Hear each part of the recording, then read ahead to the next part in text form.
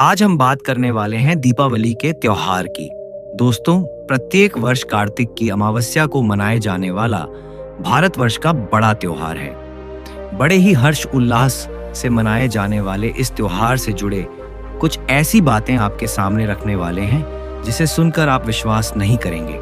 दोस्तों, रावण वध के बाद श्री राम जी के आगमन के 2 वर्ष बाद ही अयोध्यावासी दीपावली के त्योहार को मनाना बंद कर चुके थे।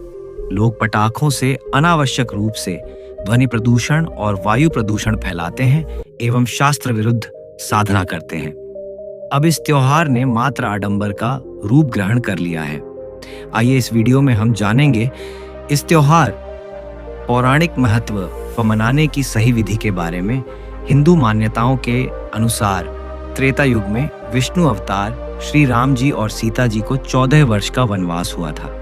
वनवास के दौरान ही रावण ने सीता जी का हरण किया।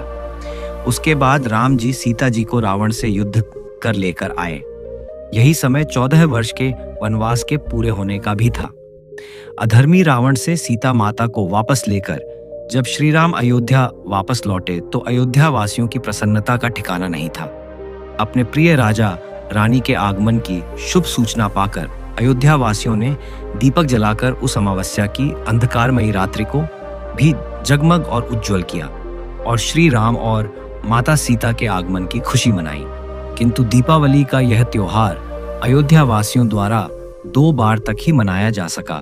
दीपावली का त्योहार प्रतिवर्ष जोर शोर से मनाया जाता है, किंतु क्या आप जानते हैं, जैसे ही माता सीता को अयोध्या से निकाल दिया गया था, वैसे ही अयोध्या वासियों ने दिवाली का त्योहार मानना बंद कर दिया था।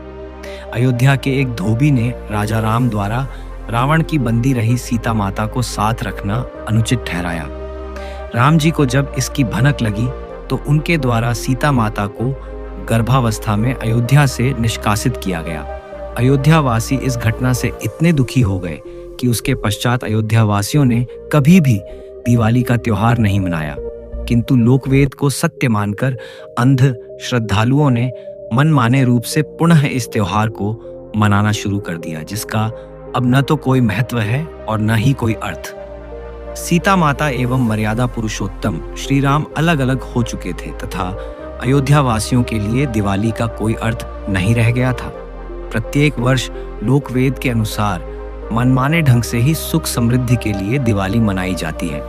आइए जानें पूरे रहस्य को, आखिर कौन है भगवान और कैसे मिलेगी सुख समृद्धि। दिवाली प्रत्येक वर्ष कार्तिक की अमावस्या को मनाए जाने वाला त्योहार है। दीपावली भारत के सबसे बड़े और सर्वाधिक महत्वपूर्ण त्योहारों में से एक है। भारतवर्ष में केवल हिंदू ही नहीं बल्कि सिख और जैन धर्म के लोगों द्वारा भी इस त्योहार को मनाया जाता है। जैन धर्म के लोग इस दिन को महावीर जैन के मोक्ष दिवस के रूप में मनाते हैं तथा सिख समुदाय इसे बंदी छोड़ दिवस के रूप में मनाते हैं। यहाँ उल्लेख करना आवश्यक है कि वेदों में पूर्ण परमात्मा कबीरदेव का नाम लिखा है। उसी को बंदी छोड़ भी कहा है। उसका नाम कबीर है। वह पापनाशक है और बंधनों का शत्रु होने के कारण उसे बंदी छोड़ कहा गया है। यदि सद्गुरु से नाम दीक्षा लेकर दीप प्रज्वलित करके हर दिन यह त्योहार को मनाएं तो सर्व पापों से छुटकारा मिल सकता है। दीपावली के त्योहार को अयोध्यावासी 2 वर्ष के बाद ही मनाना त्याग चुके थे। लोग पटाखों से अनावश्यक रूप से ध्वनि प्रदूषण और वायु प्रदूषण फैलाते हैं एवं शास्त्र विरुद्ध साधना करते हैं। अब इस त्योहार ने मात्र आडंबर का रूप ग्रहण कर लिया है। गीता के अध्याय 16 के श्लोक 23 में शास्त्र विरुद्ध साधना करने वालों को कोई लाभ न मिलना व कोई गति न होना बताया गया है। भगवद गीता अध्याय 16 के श्लोक 22 के अनुसार शास्त्र विरुद्ध साधना करने से हमें कोई लाभ नहीं प्राप्त होता है। श्रीमद् भगवद गीता अध्याय 7 के श्लोक 12 से 15 में प्रमाण है। जो व्यक्ति 3 गुणों की पूजा करता है वो मूर्ख बुद्धि, मनुष्यों में नीच राक्षस स्वभाव को धारण किए हुए होते हैं। श्रीमद् भागवत गीता अध्याय 16 के श्लोक 22 में लिखा है कि शास्त्र विरुद्ध साधना करने से न तो लाभ मिलेगा न ही गति होगी। दीपावली 2023 या दिवाली शास्त्र विरुद्ध लोकवेद पर आधारित मनमाना आचरण है। इस कारण इससे श्रद्धालुओं को कोई लाभ नहीं मिलता है। लक्ष्मी जी, गणेश जी की पूजा से कोई लाभ नहीं है, क्योंकि यह शास्त्रों में वर्णित साधनाएं नहीं है। व्यक्ति अपने कर्मानुसार ही फल पाता है। निर्धन व्यक्ति कितना भी ध्यान से पूजा करे, यदि उसके भाग्य में धन नहीं है तो उसे पूर्ण परमेश्वर कबीर के अतिरिक्त विश्व के अन्य कोई देवी देवता उसे धन नहीं दे सकते। भाग्य से अधिक आकांक्षा रखने वाले को पूर्ण परमेश्वर की भक्ति करनी चाहिए।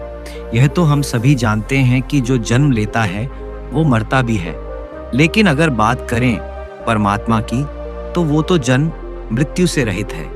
तो क्या परमात्मा का जन्म आम इंसानों की तरह मां के पेट से होता है?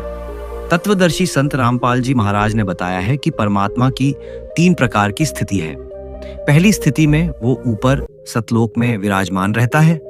दूसरी स्थिति में वो जिंदा महात्मा के रूप में अपने भक्तों को मिलता है। और तीसरी स्थिति में वो विशेष बालक के रूप में एक तालाब में कमल के पुष्प पर प्रकट होकर धरती पर रहता है और कुंवारी गाय का दूध पीता है।